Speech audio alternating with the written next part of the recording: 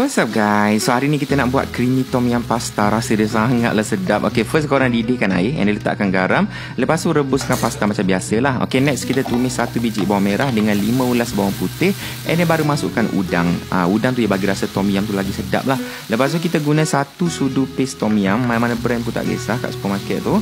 And then korang tambahkan setengah cawan fresh milk dengan setengah cawan cooking cream. Okay, lepas tu baru masukkan 2-3 helai daun limau purut, 2 biji cili padi, and then sikit je cube pati ayam. Jangan banyak, sikit je.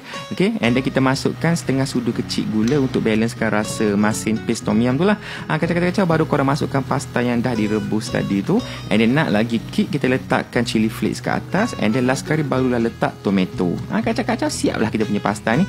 Korang boleh try kat rumah. Tapi jangan pula malam ni di kedai akak tom yum. Akak nak creamy tom yum pasta sauce, cannot lah. Kesian akak tu, kesian dia nak tambah menu baru pula nanti. So korang boleh try masak rumah. Rasa dia very strong, very sedap. Masam, pedas semua komplit rasa dia. Rasa tom yum dia very pekat. Rempah tom yum tu very strong. Campur dengan creamy, cream dengan susu tadi kan, perfect balance. Korang jangan ubah apa-apa dah, buat sebiji macam ni kan. Okay, selamat berbuka.